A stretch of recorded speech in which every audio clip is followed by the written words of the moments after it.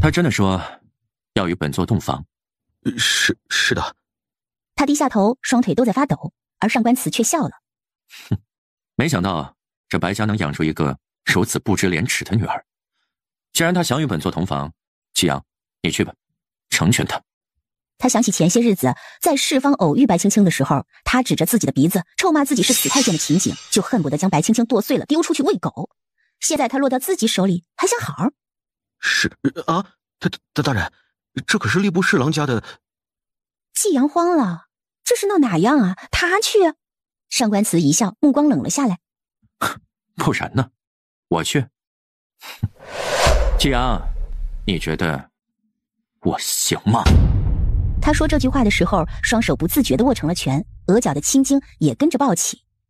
白江那个老东西把这个女人送进来，不就是想看看她是不是真的不行吗？哼，既然这样，休要怪他不客气了。还不快去？怎么，等着本座请你去，是吗？是。你在这儿做什么？季阳一愣，看到白青青这副理直气壮的模样，心里骂了一句不知羞耻，然后上前一步。哼，你不是想洞房吗？大人让我过来陪你洞房。什么？白青青愣了一下，反应过来就怒了。哼，怎么，他自己没这个本事，洞房还得需要别人代劳是吗？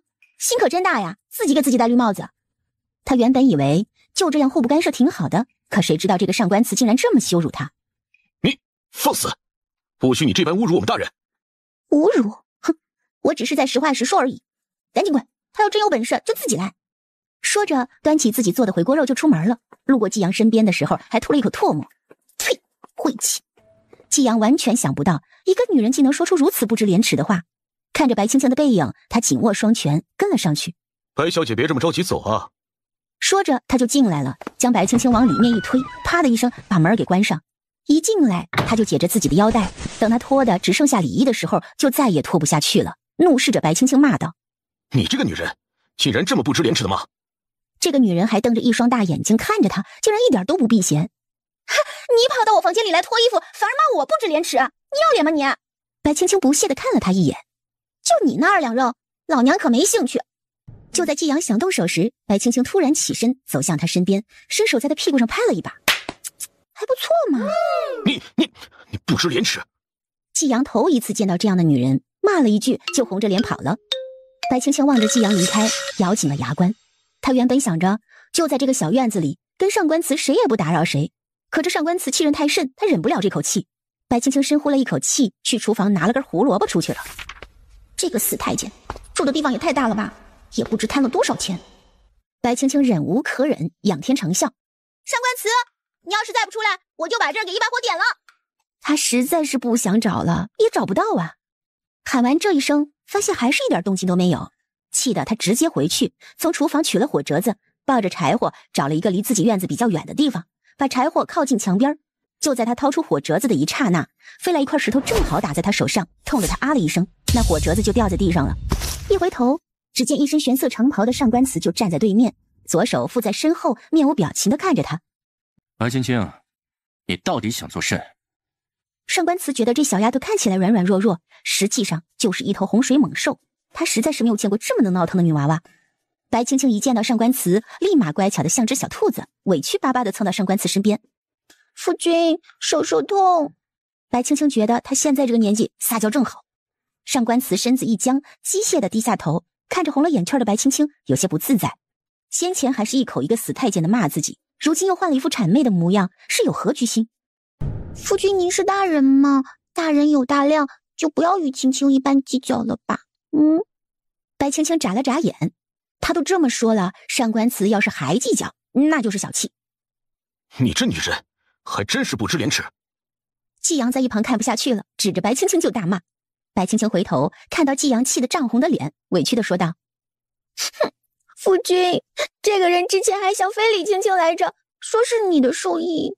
夫君，这等小人行径不是你的所作所为，对不对？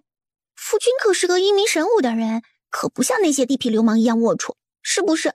他装作天真的仰起头看着上官慈。二小姐如何认定不是本座指示的呢？而上官慈听了他的话，嘴角露出一丝讥讽。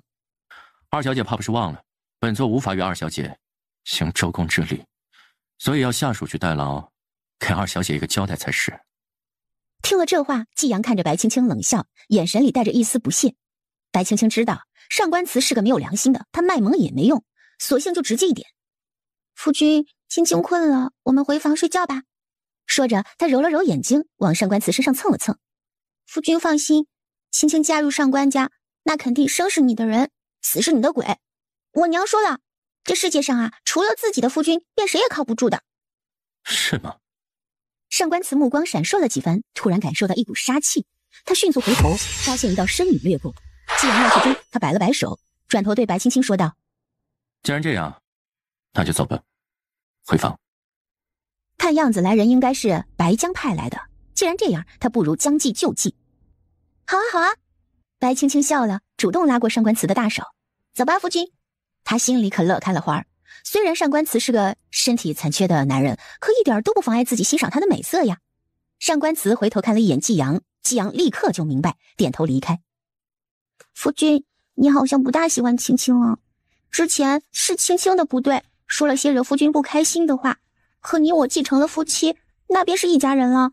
你我日后也不许分彼此了，对吧？上官慈看着这颗小脑袋，陷入了沉思。这白家二姑娘到底是个什么心性？他有些看不透了。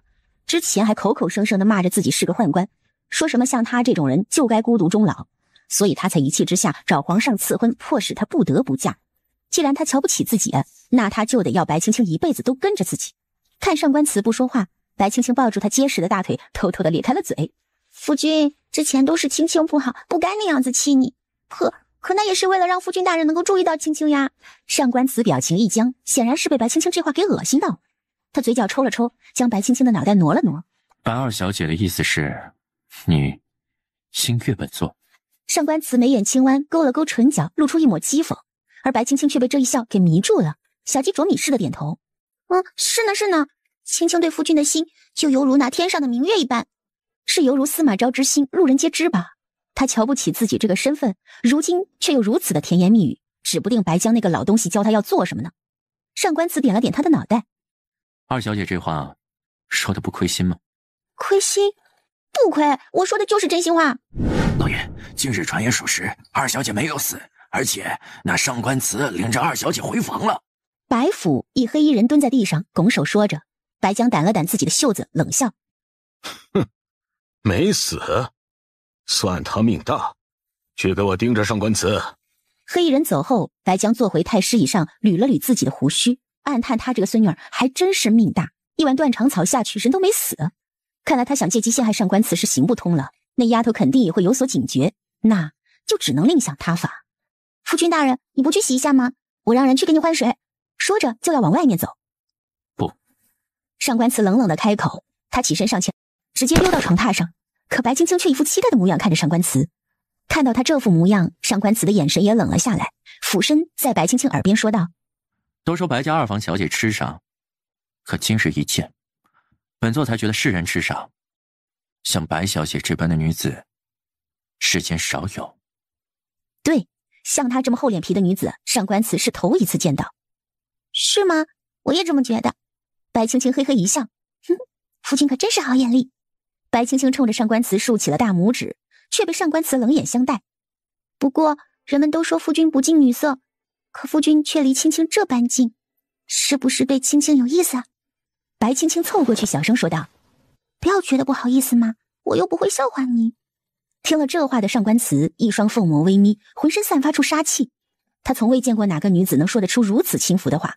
都说这白二小姐不检点，想来也不是空穴来风。白青青却是一副我明白的表情，拍了拍上官慈僵硬的手：喜欢就直说嘛，我又不会笑话你，真是个坏孩子。白青青心里想的却是：哼，跟老娘玩死你。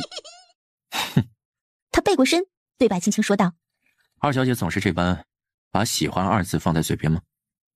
我喜欢，说出来了有什么错吗？更何况我就是喜欢你的颜值。我是个宦官，想必二小姐心里清楚。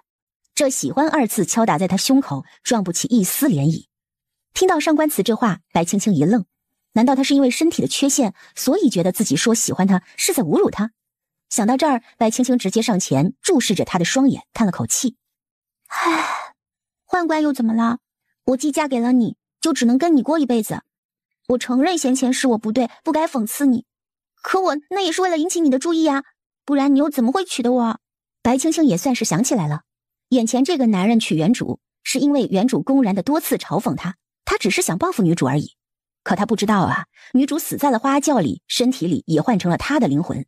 虽然原主可能是被人害死的。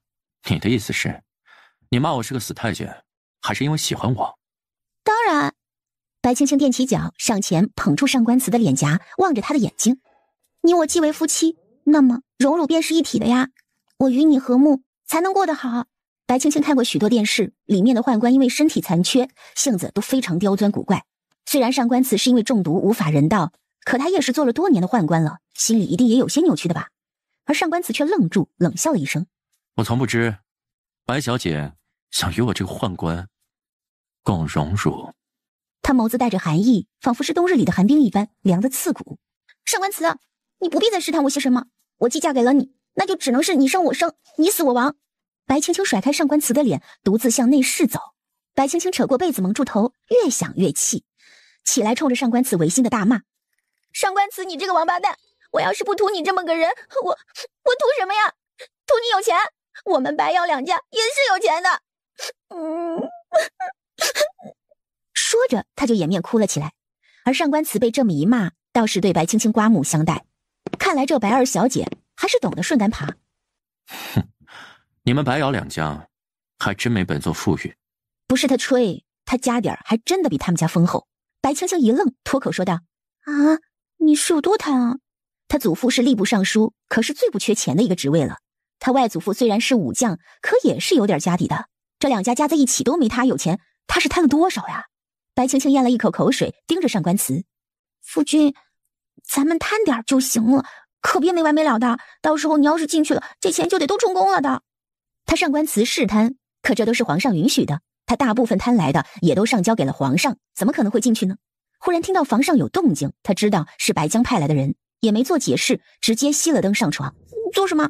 二小姐方才说的话让本座很是心动。既然二小姐这么仰慕本座，这洞房花烛夜怎好让二小姐独自安眠？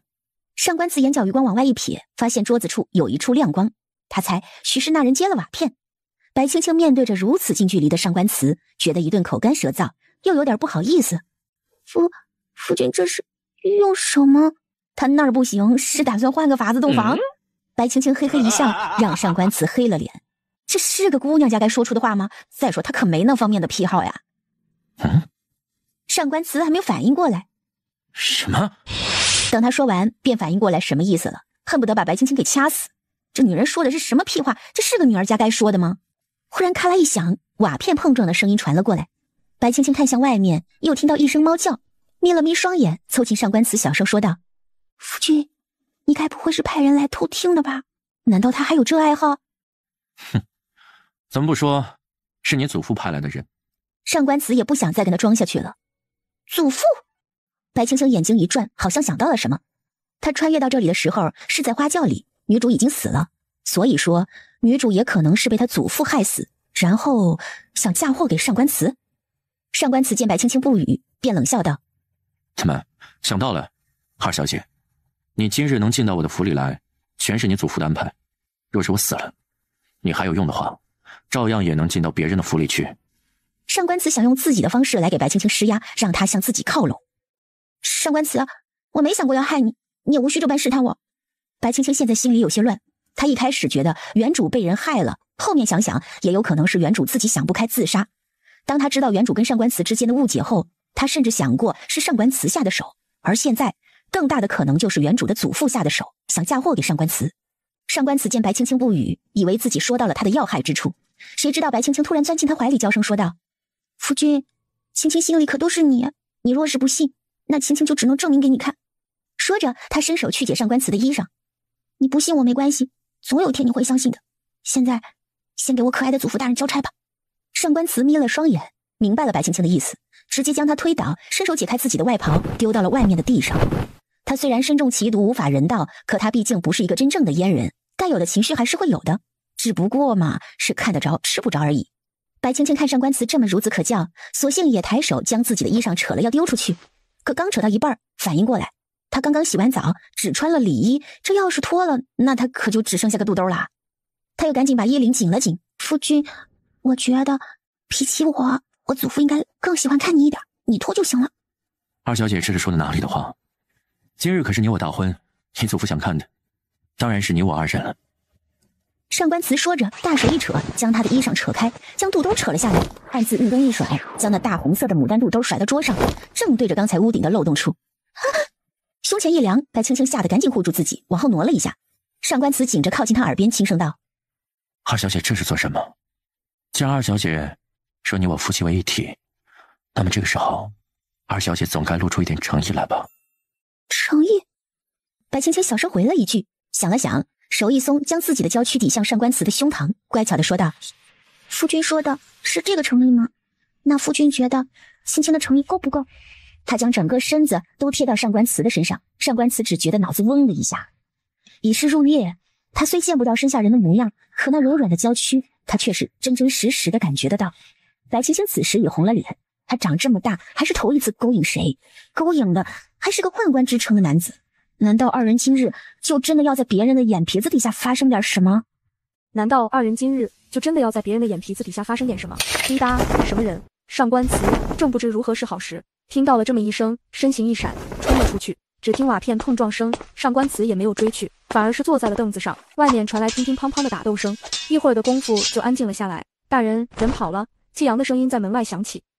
我知道了，下去吧。就这样让人给跑了。白青青将头从纱帐中探出来，穷寇莫追。再说了，他不回去，怎么将你我二人之事告知你祖父？他撑着桌子起身，手中传来一袭柔软，让他身躯一震，是他的肚兜。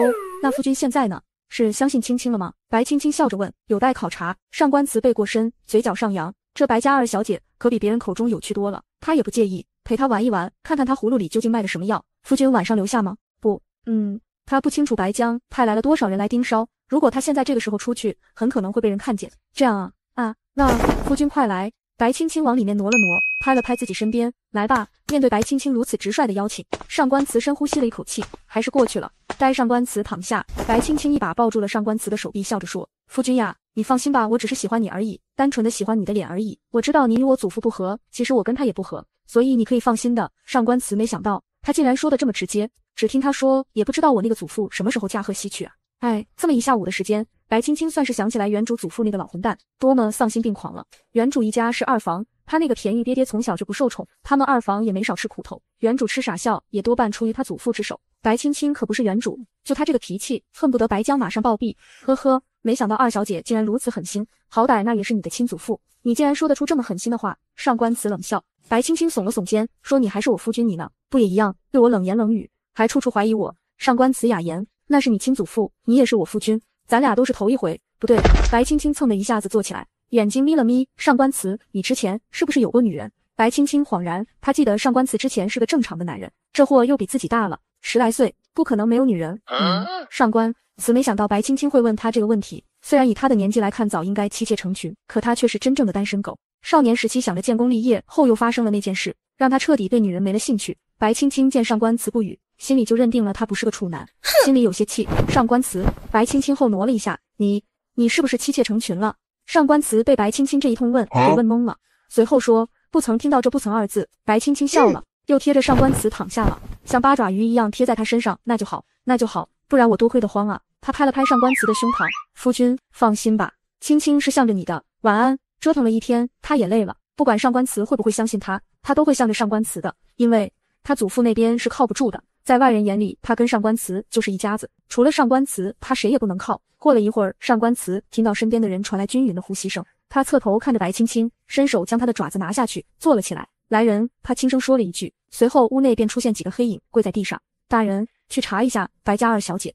以及他们二房的动向。是。说完黑影散去，上官慈原本想离开，可白青青却粘了上来，没办法，只好留宿在这里。白青青的衣裳敞开着，那柔软的肌肤紧贴着上官慈的手臂，让上官慈一激灵。少女身上独有的香气，使得上官慈内心泛起一丝涟漪。他伸手想把手抽出来，却不小心碰到了白青青的肌肤，吓得他立刻缩回了手，老老实实的躺下了。上官慈的胸口起伏不断。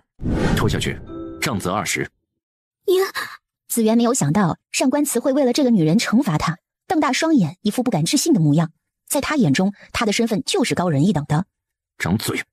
上官慈并不喜欢下人多嘴。爷！紫园哭着喊了一声。哼！白青青冷笑着坐下，将东西拿到自己面前吃了起来。本来想做给你吃，可是我现在想来，你应该也是不敢吃我做的东西，就算了。上官慈看他气得嘴巴鼓鼓的，忍不住笑了起来，大手一挥。是。就在院子里进行对紫园的杖责，也算是上官慈给白青青的交代。可白青青却听得心里烦躁，冲外面喊了一声等等，然后他就出去了。黑衣女子以为是白青青心软，想替紫园求情，忍不住说道：白姑娘，这……他想说这是他们爷的命令，要白青青别插手。谁知道白青青径直走到厨房，拿了一块抹布出来，伸手托住紫园的下巴，把抹布塞进他嘴里，嫌弃地说道：把嘴给我闭上，别吵着我吃饭。随后看着那黑衣女子，悠着点儿，别把手打疼了。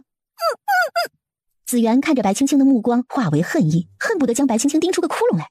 而那黑衣女子听了白青青的话，被白青青给折服了，笑着说道：姑娘放心的，不会手痛。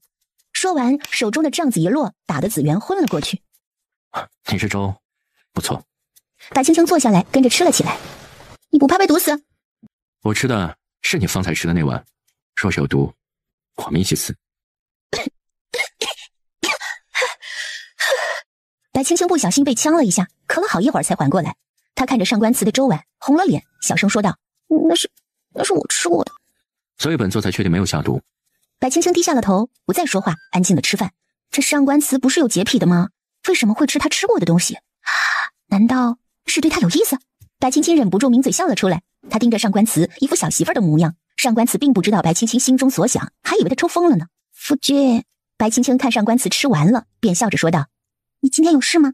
无事，早晨。我想出去走走，买个丫鬟过来。你这儿又太大，我不识路，会迷路的。那要紫园过来照顾你。上官慈还以为他要说什么呢。白青青挑眉看了一会儿上官慈，然后冲着外面喊道：小姐姐，你还是把他打死算了。一听这话，上官慈和那黑衣女子满脸黑线。他本来就看我不顺眼，你还让他伺候我？我怕死，我怕他哪天给我投毒。白青青一副你想谋害我的模样看着上官慈，更何况他还对你有别的心思。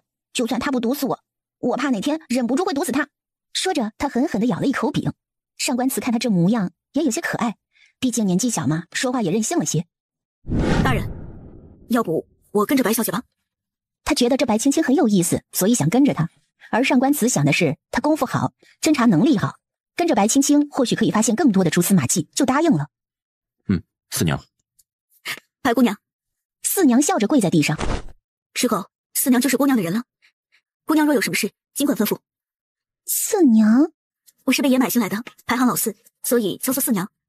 白青青汗颜，看了看上官慈，觉得真的符合这个人的起名设定了。既然跟着我了，那你就是个有人疼、有人爱的小宝贝了。你要是不嫌弃，以后就叫玄霜吧。玄霜，谢姑娘赐名。白青青直接过去拉住玄霜的手。哎呀，以后要是没别人了，你也不用动不动就跪，我不讲究的。他这话是说给上官慈听的。随后他想到了一件事儿，对上官慈说道：夫君，我能不能给你借点钱呢？我这初来乍到，身无分文，嫁妆又寒碜，我一时一分钱也没有。上官慈从未见过哪个姑娘把自己穷说的这样理直气壮，长出一口气说道：你要买什么跟玄霜说，他会付钱。白青青一听便乐了。那限额吗？上官慈不明白他说的这话是什么意思。就是随便花的意思吗？白青青双眼眯了起来，讨好的看着上官慈。上官慈心里一阵唏嘘，又想着她还是个小丫头，在家里又不受宠，也就是买一些女儿家的金银首饰而已，花不了多少钱。随后便点头：夫君最好了。看上官慈答应，白青青心里就稳了，立马又对玄霜说道：小玄霜，走，咱们上街。是。哎，这附近有没有青楼啊？青楼？一听这话，玄霜红了脸。有的。这白姑娘想做什么呀？要上好的青楼有吗？有的。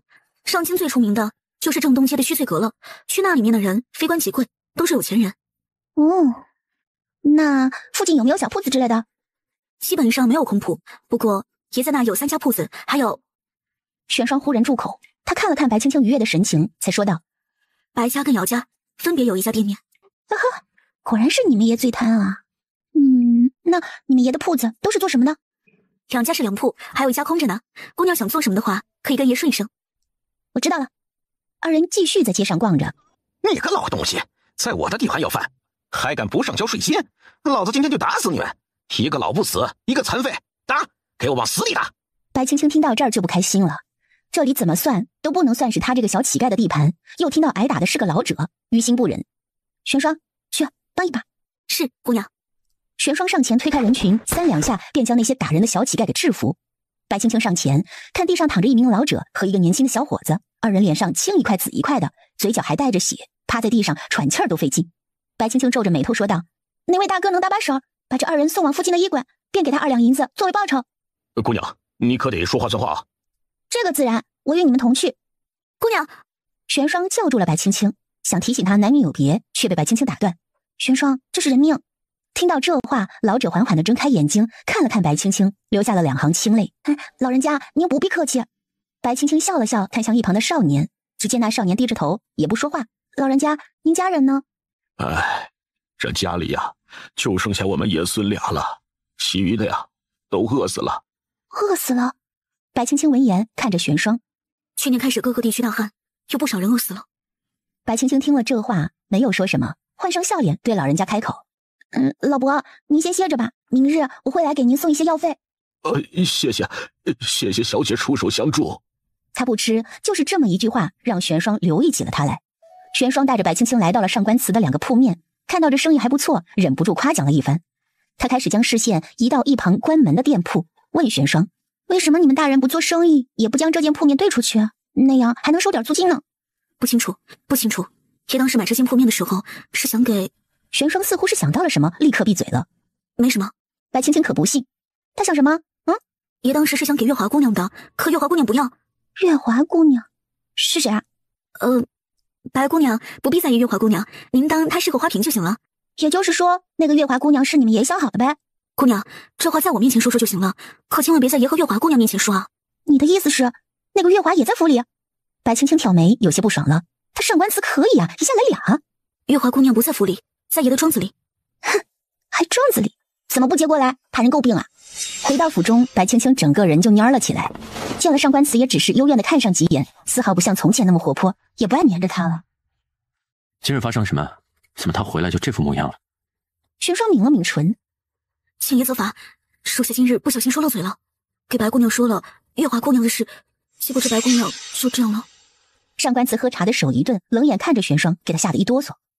你与他说月华什么了？白姑娘想要个铺子，就打听了一下爷的铺子，那不是有间空的，属下就实话实说了。玄霜低头不敢看上官祠，上官祠抬眼问道：“白姑娘想做点小生意，她说自己太穷了，兜里没有银子，她不安心。”听了玄霜的话，上官祠思索再三，那间铺面就给他吧，随他做点什么。玄霜尴尬地看着上官祠，爷，我劝你还是别，哪怕你随便给个别的铺面也行。会客。上官祠放下茶盏，看着玄霜，他不是想要，本座给他，有何不妥？上官祠嫌弃地说道：“换了旁人，还得3跪9叩的谢谢本座。白给他的他还不愿意。”玄霜听完上官祠的话，撇了撇嘴，心想：是啊爷，您拿着给别的女人准备的铺面送给您现在的夫人，那您夫人要是还能高兴，那还真是太阳打西边出来。你那是什么表情？上官祠看到玄霜不满的神色，便问他：替他打抱不平，怎么就这么半天的功夫就被他给收买了？没有，我这就去给白小姐说，她听了肯定会非常高兴的。个鬼，高兴个鬼啊！上官祠倒满意了，去吧。姑娘，爷说就是月华姑娘的那间铺子，给姑娘用。他悄咪咪地抬头看了一眼白青青，只见白青青不语，蹙起了眉头，他心里咯噔一下，坏事了。姑娘，他真这么说？白青青抬头冷眼看着玄霜，是的。而白青青哼了一声，猛地起身推门就出去了。玄霜大惊：爷，您自求多福吧。上官祠！白青青来到主院，就见到上官祠在与手下商量着什么，冲了过去，到上官祠怀里，抱住他的腰身。上官祠见白青青冲过来，下意识就要抬手将人打出去。大人，我爱死你了！这白青青往上一窜，在上官祠脸上留下了一枚红色的口汁印。上官祠被白青青这一套操作给搞得愣住了，他看着白青青，半天没说出一句话来。一旁的张宁张大了嘴巴，不敢置信地看着二人，更不敢相信白青青居然在光天化日之下亲上了上官祠。他内心忍不住尖叫起来：大人，谢谢你，你对我可真好。谢我，你先起来。上官祠回过神，将白青青拎起来放到一旁，有些不自在。有事说事，不要动不动往我身上爬。大大人，玄霜说那间铺子大人送与我了，可是真的？上官慈定了定神，既然这样，青青在此谢过大人。大人，店铺文书就拿出来吧，既然赠与青青了，那就是青青的东西了，文书也该给青青的吧。呵呵，他才不会因为这是上官慈曾经送给过别的女人，他就不要，有便宜不占是王八蛋。你倒是个聪明的，还知道来要文书。张宁，去拿。是。张宁看了一眼白青青，退下去了。白青青一笑，坐到上官慈对面。大人，青青想做点小东西售卖，到时候还要仰仗着大人呢。二姑娘，本座并非大恶之人，你若是想，就自己去做，莫要打着本座的名义去。大人，您这话说的可就生分了。大人莫不是忘了你我二人昨日成婚了？他把玩着自己的碎发，不论我是否打着大人的名义去做什么，只要外人知道是我在做，那就一定能想到大人的。所以说，咱们俩就是一根绳上的蚂蚱。我要是在外被欺负了，不就是在给大人丢人吗？他说着，又蹭到上官慈面前，委屈的说道：“玄霜给我说了，那铺面是大人给一名叫月华的姑娘的，想必也是大人心尖上的人物吧。青青也不恼，只是大人，我想要的非你想要的，我只愿吃饱喝足，一生安康，并无他想。”白青青这次坦白，就是想给上官慈说清楚，她只想好好过日子，活着而已。大人若是不信，我可以撮合你和那月华姑娘啊，到时候大人可以给我一纸休书，要我远走高飞啊。胡闹！上官慈一甩大袖，蹙着眉头。白青青，这话日后你若是再说，就滚去柴房，面壁思过。哪有女儿家来讨休书的？上官慈虽然是赌气娶了白青青，可自己还真没想过要休了她。更何况她是真没见过哪个女子想撮合自己丈夫跟别的女人的。怎么？因为她无法人道，所以这个丫头就想着撮合了自己跟别人，然后放她跟别的男人远走高飞？她可记着呢，白青青跟她表哥可是青梅竹马，而白青青根本不明白上官慈为什么要生气，她觉得自己这不是为了成全她吗？督主，月华姑娘的婢女来报，月华姑娘染了风寒。白青青看了一眼上官慈，见她眉宇间露着担心，心里突然有些酸，却也没有说什么。听到月华病了，上官慈心里有些不舒服，可她现在也不大方便过去看望。长公大人，我家姑娘病得厉害，也不吃药，您给想想法子。月华姑娘为何生病？姑娘听闻长公您娶妻了，数月后在外面待得久了着凉了，就病着了。可姑娘也不愿意吃药，可如何是好？奴婢没法子，才来叨扰长公大人。长公，我家姑娘是最听您的话了，您就去看看吧，求求长公了。你家姑娘也真是体弱啊，她不想嫁人，还不让别人嫁了，别人嫁了她心里又不舒服，还吹风得了风还不吃药。我家夫君去了能怎么办？不还是让他喝药？他若是真的不想喝，那谁去了也没办法。回去告诉你家姑娘，治不了等死去吧。你还真是心里歹毒。我家姑娘是真心喜欢长公的，只是长公不忍心我家姑娘被人诟病。白青青真不知道这个婢女是真傻还是假傻，这种话都能说得出来。但白青青可不介意再浇点油。上官慈，你不愿意别人家姑娘被诟病？哼，还真是心眼好。上官慈，3朝回门过后，你爱去哪儿去哪儿，这是底线。玄霜，我们走，回去告诉你家姑娘，这种小把戏都是老娘逃学时候玩剩下的。哼，长公，回去告诉月华，好好吃药，身体是她自己的，本座也无法替她扛着。长公，下去。上官慈怒斥一声，随后便来人把那婢女带走了。想起白青青方才的话，上官慈冷笑起来，她竟然威胁自己。想到这儿，便起身去了白青青的院子。他笑着夹了一块肉，刚放进嘴里，门就被打开了。上官慈在月华那儿待了一会儿就回来了，进了门，听门房说白青青回来，脸色不大好看，就想来看看。谁知道一进门就看到这么一幕，玄霜跟白青青坐在一起，嘴巴都鼓鼓的，白青青咬着一块红烧肉还没咽下去，这能叫心情不好？爷，玄霜立刻站起来到一边擦了擦嘴，我回来了。他看上官慈阴沉着脸，想必是在月华那儿碰壁了吧，也挺可怜的。上官慈冷冷地看着白青青，也不说话，微眯了双眼，说道：“你这心情还不错。不然呢？一哭二闹三上吊，算了吧。你什么心思我是明白的，既然明白，我也就不需要在你身上多浪费时间了。不是我的东西我不要，也不稀罕。”你的意思是，本座是东西？上官慈向前走了一步，冷声道：“玄霜，出去。”不然青青该说大人不是个东西吗？白青青不搭理他，继续吃着肉。真是伶牙俐齿。上官慈上前扭住白青青的下巴，痛得他皱起眉头：“你做什么？”望着白青青泛油的嘴角，上官慈心里越发不爽了。这丫头昨儿个还口口声声地说喜欢自己，今儿个就变了一副嘴脸，还真是善变呢。你做什么？你放开我！哼！上官慈甩下他的下巴，冷眼看着他。白青青，你到底寓意何为？他还记得这丫头要月华死了算了那时的冷漠。白青青轻轻揉了揉发痛的下巴，冷冷地看着上官慈：“你怎么不去陪你的月华姑娘？还回来做什么？”上官慈挑着眉头：“觉得这话听起来有些酸。这是本座的府邸，本座不能回吗？哦，对，我都忘了。白青青笑得有些凄凉。那大人是要休息了吗？您等着，我这就去收拾。白青青起身，将桌子上的饭菜扒拉扒拉倒在一个盘子里，就要端出去，却被上官慈一拉，一个踉跄往后仰倒，那饭菜都倒在地上。上官慈也没想到自己就这么一拉，把白青青给拉到地上。看着他摔在地上时表情扭曲，就知道应该很痛。白青青哀怨地看着上官慈，却也不敢说什么，可这心里又实在是委屈得很。凭什么呀？这个男人自己出去找女人，回来还向自己发脾气，可惜了。说完，头也不回的就往外走。站住！本座让你离开了吗？上官慈眯着双眼向白青青逼近。大人，喜欢一个人不是什么见不得人的事，我也不介意。可是大人，您今日做的这事儿是有些过分了。3朝回门都没过，您就去赶别的女人，传出去了，您要我的脸面往哪里放？既然你我2人成了夫妻，不管是什么原因，多少你也想想我可好？等这日子过去了，您就是把他接进来，我也没话说。或者你给我一纸休书，你我2人从此一别两宽，天涯不相见也好啊。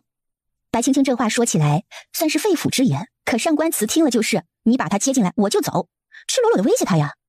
白青青，你最好清楚你自己是个什么身份。往日里敢这么跟本座说话的人，早都不知道去了哪里了。随大人怎么说吧，我累了，大人若是没有什么事，就先离开吧。哼，叫本座沐浴。上官慈越想越气，这个女人到底是个什么心性啊？稍微不合他意就闹脾气。大人是不是说错话了？这里可没有大人的婢女。你我是夫妻，何须要婢女伺候？上官慈坐在一旁勾了勾嘴角，眼里却是带着阴霾。我们不合适，要不我叫人去把月华姑娘带过来吧。说着他提着裙子就想往外跑，上官慈一个箭步上前将他拉住，弯腰在他耳边说道：你祖父派了人来，你最好表现得好一些，本座再给你1000两银子开铺子。1000两？他忽然往后一靠，借势说道：1万两。清甜的气息向他靠过来，让上官慈身躯一震，独属于少女的香气与月华身上的脂粉味不同，让他更为欢喜一些。成交。上官慈不缺这么1万两，他更在意的是白青青会用这1万两做什么。好，君子一言，驷马难追，等着我烧水去。上官慈在屋里抽了抽嘴角，觉得有种上当的感觉，这可是他沐浴最贵的一次了，1万两呢。笑着看向他的1万两啊，不对，是上官慈。夫君，来呀！看他一脸谄媚的模样，上官慈顿时就没什么好的情绪了。在他眼中，上官慈就是一个移动的金元宝。他笑着看向上官慈：大人，您脱吧，脱好了叫我。这上官慈生的白皙，可后背上却是伤痕累累，看得白青青有些心疼。他抚摸着上官慈的伤疤，指腹轻轻的摩挲着，最后还将脸贴上去。大人，很疼吧？上官慈身躯一震，他侧目却没看到身后的人，半晌之后才开口：不痛了。不痛了？是吗？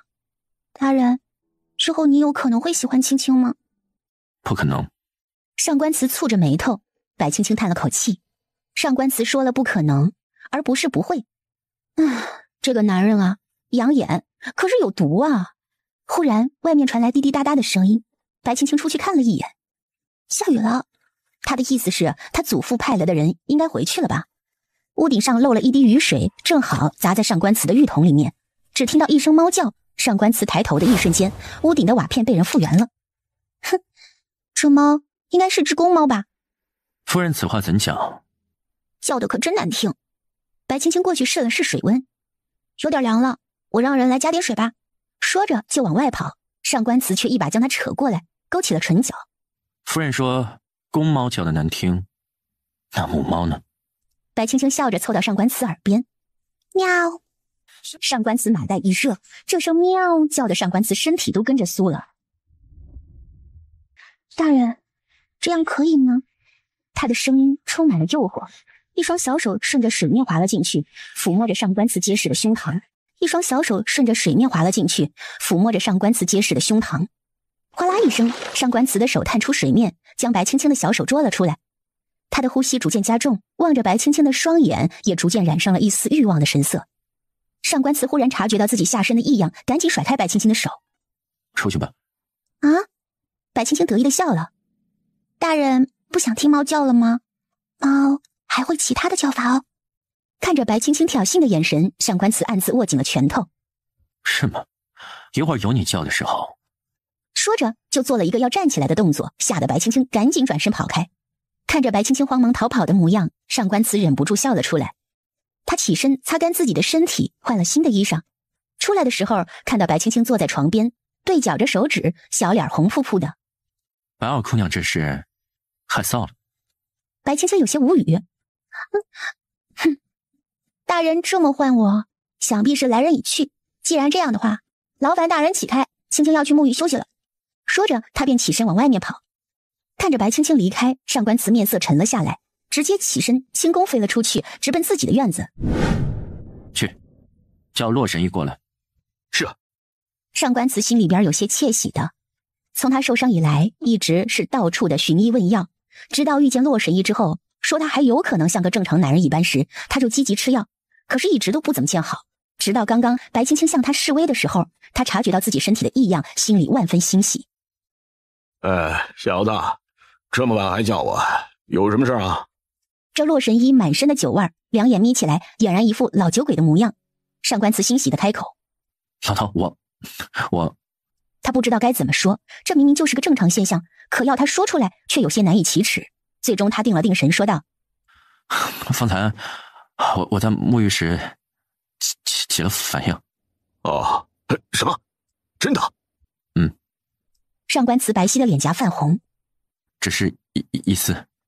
洛神医点头，重新给上官慈把脉，想着看他上官慈那个部位，又怕他尴尬，便说道：能够引起反应就是好的。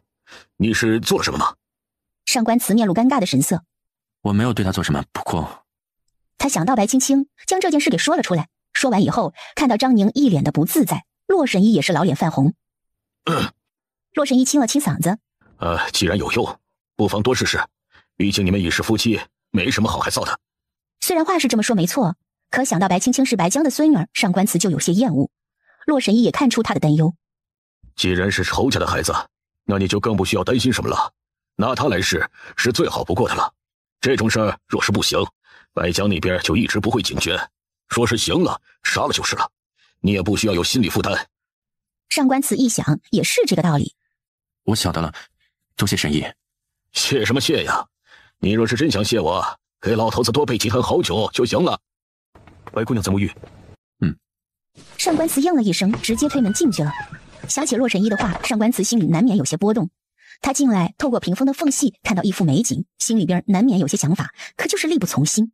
有最崎岖的峰峦成全过你我张狂，海上清辉与圆月澄净背光。哒哒哒哒哒哒。再唱一次。这话一出，吓得白青青一个机灵，转身看到上官慈出现在身后，吓得发出一声猪叫。大人。白青青从来没想过上官慈会有偷看别人洗澡的这个爱好。他的印象里，上官慈可是个冷面阎王，但是相处起来又觉得他就是个傲娇又闷骚的男人。看到白青青白皙的肌肤，上官慈也有些不好意思，却没有别过头，反而直视着白青青来掩饰他的尴尬。大人可是有什么事？大人不妨在外面等等，我这就收拾收拾出去。白青青做事要去拿毛巾擦拭，可上官慈依然是站在原处不动，这让白青青心里就很不舒服了。他就是再大方，也没办法大方到要一个男人看着自己出去啊。上官慈觉得心里有一丝丝小火苗在窜动，觉得有些燥热。可他明明又做不了什么，这种既兴奋又懊恼的感觉让他心里很不舒服。他确实对白青青有想法，可身体却不争气，让他觉得耻辱。哪怕是月华都没能让他起了这般龌龊的想法。他发誓，这20多年来，他是头一次这样盯着一个女娃娃洗澡。白青青看他是不打算走了，索性一咬牙，扯过一旁架子上的外袍披上，然后从水里爬了出来，哀怨地看着上官慈：大人，您到底想做什么？这大半夜的不去睡觉，来这里做什么？你我结为夫妻，好来这里休息，有何不妥？那也没见大人您叫我去你的主院睡啊。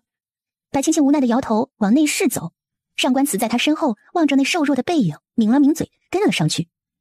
白青青倒是不怕跟上官慈一起睡，毕竟对方无法人伦，也不可能把他就地正法，他只是怕自己会忍不住对上官慈做些什么而已。白青青坐在床上，看着上官慈，有些不解。既然大人是来睡觉的，那就上来吧。他是无所谓的呀，反正有美男在侧，他开心还来不及呢，便拍了拍身旁的软榻。来吧。面对白青青如此直白的邀请，上官慈心里确实窝了火。他想，白青青定是知道他无法做什么，所以才这般明目张胆的挑衅自己。想到这儿，上官慈想拿白青青试身体的想法更加确定了。他走到白青青身边坐下，望着她。大人啊！白青青还没说完，就被上官慈给摁在床上。他不可思议地看着上官慈，哼，大人，您这是想做什么？他知道上官慈做不了什么，却偏偏想去逗弄他，轻轻的抬腿勾住上官慈结实的腰身，努了努嘴，模样甚是可爱。白青青身上传来少女独有的芳香，让上官慈忍不住心猿意马。上官慈的目光炽热，看得白青青有些不自在。他松开了自己的腿，推了推上官慈。好了，大人，别闹了，快起来了，你好重啊！他伸出小拳头捶了上官慈几下，可白青青猫一样的力气砸在上官慈的胸口，倒是让他起了几分欲望。可身子确实是真的不争气。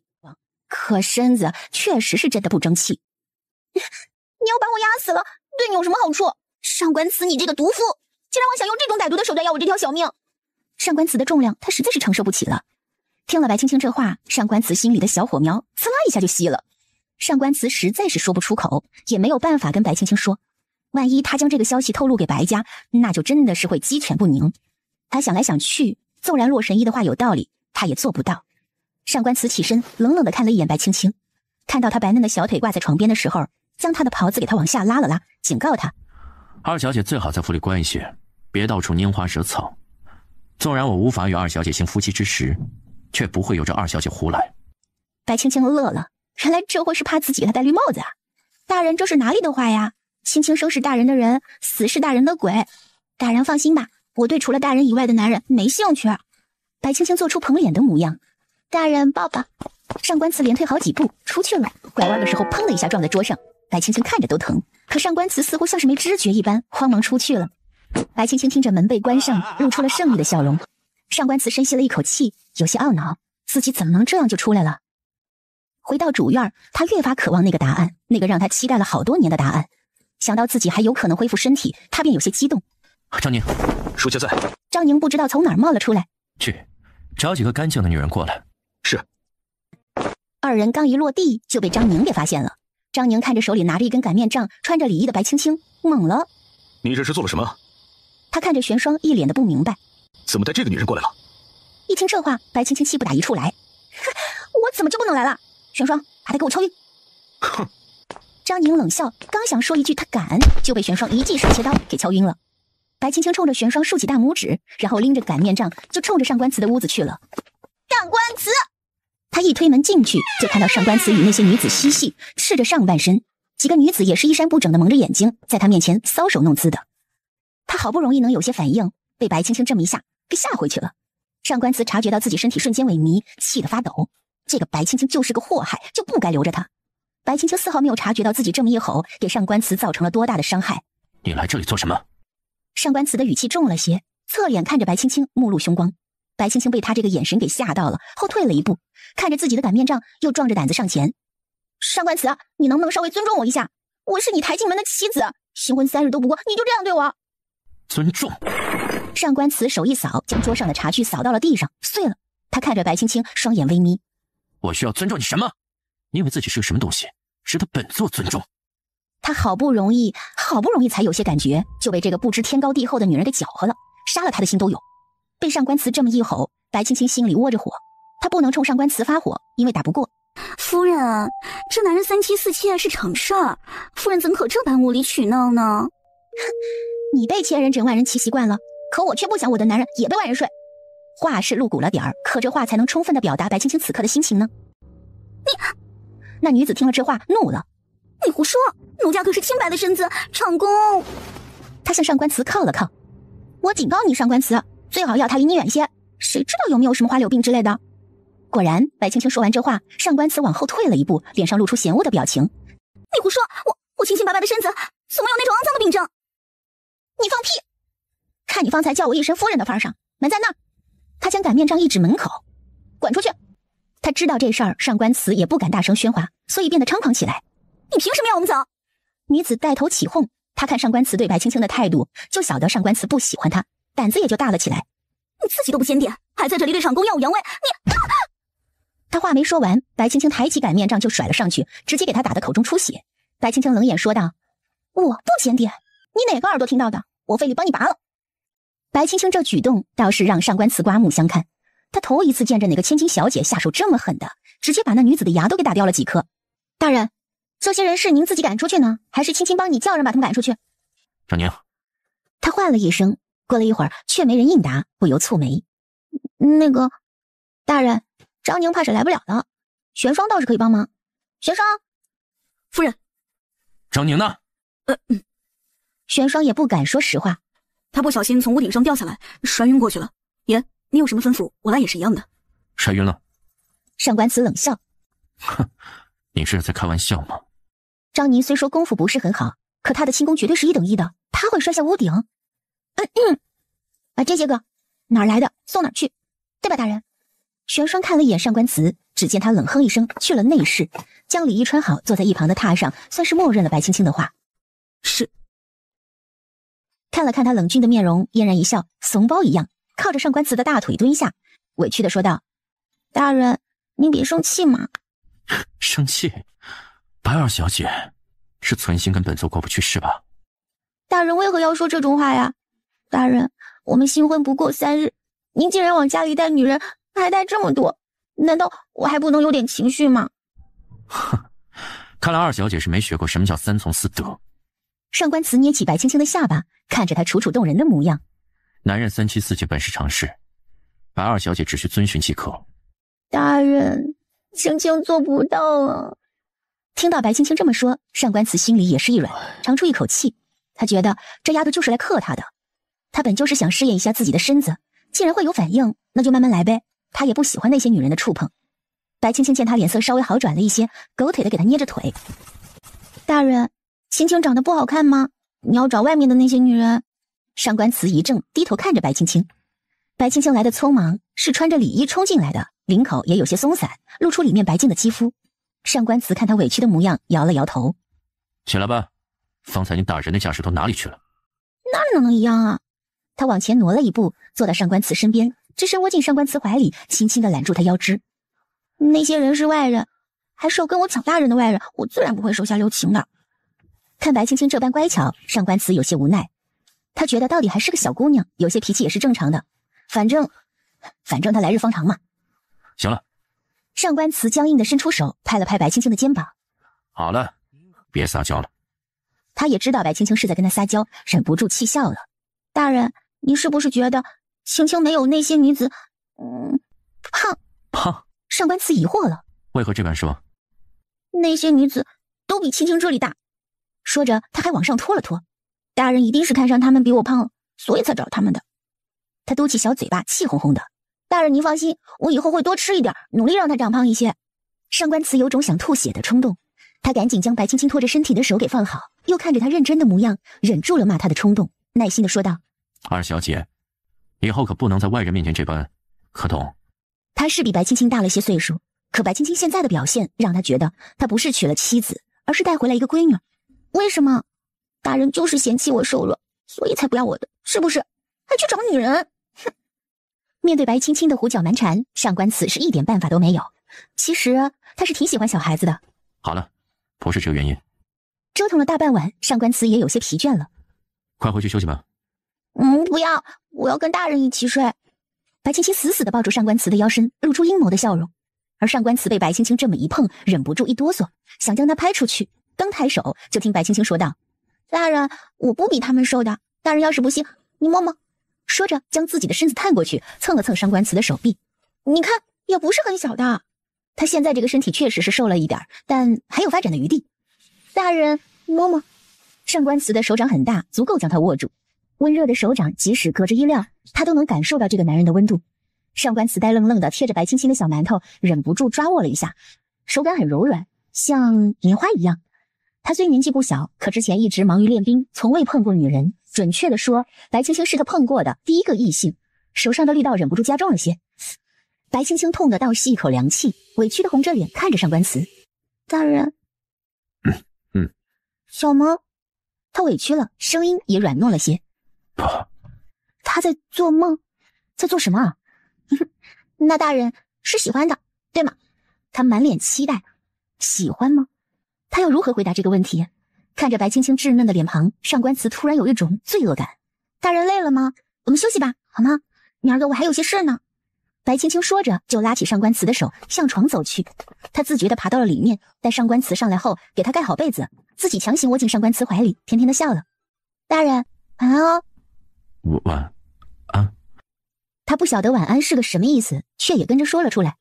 第二日，上官慈是白青青醒了，在他怀里乱动，才把他吵醒的。白青青又在他怀里腻歪了一会儿，然后才起来。听玄霜说了那个老人的底细，就决定去看看。他给上官慈做好了早饭，问上官慈要不要一起去，也好帮他看看人，但上官慈拒绝了。他不知道该怎么和现在的白青青相处。若是一开始自己便冷漠待他，那倒是无妨。可昨晚自己占了他便宜，就再也无法像往日那般了。他心里有一种罪恶感。虽然人们都说上官慈是一个心狠手辣的主，可实际上他却是一个最为和善的人。只是许多事他必须做得很绝，才能让人信服。白青青见上官慈拒绝，也不再强求。出门的一瞬间又冲了回去，一把抱住正在喝茶的上官慈，在他脸颊上印下一枚浅浅的唇印。大人，等我回来哦。说完就跑了。上官慈端茶的手抖了抖，待白青青走后，听到一声爽朗的笑。阿慈，你这小媳妇儿倒是有趣的紧啊。屏风后面出现一锦衣公子，他一双黑眸带笑，手中折扇哗啦一合。听闻你成亲了，我这刚回来就来看你，没想到看到如此香艳的场景啊。上官慈摇了摇头，说道：你回来了。南方战乱已定，我就回了。姚家将军也快回来了。我知道了。上官慈蹙着眉头。什么时候到？我比他回来早半个月，大概再过10天半个月就到了。老将军要是知道你娶了他宝贝外孙女儿，估计得来跟你拼命。不过他对你倒是还不错。谁知道他是不是装的呢？上官慈目光深邃，也不知道在想些什么。阿青，回宫了，代我替皇上带个好。被上官慈叫做阿青的男子，正是当今皇上的嫡子慕容清，却并不是当今太子。原因是慕容清不喜欢做太子，喜欢领兵打仗。这慕容清笑了笑，没说别的，后又跟上官慈聊了一些家常，就离开了。一进去就看到张宁黑着一张脸，瞪了他一眼。也有客人，姑娘请回。明摆着是记仇了。那我去屋里等他。他在外面跑了大半天，也觉得有些累了，就躺在上官慈的床上睡了过去。上官慈听张宁说白青青来了，进了内室，才发现自己床上出了一个鼓包，便摇了摇头。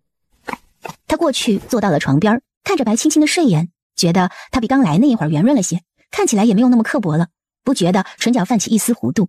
他想白青青只是小睡一会儿，估计过会儿就该醒了。他倒是有些期待白青青醒来看到自己坐在他旁边时的表情，可谁知白青青这一觉直接睡到虚时，这让上官慈等得很不耐烦。他头一次遇到这么能睡的姑娘。大人。白青青缓缓睁开眼睛，看到了上官慈，笑了。您来啦。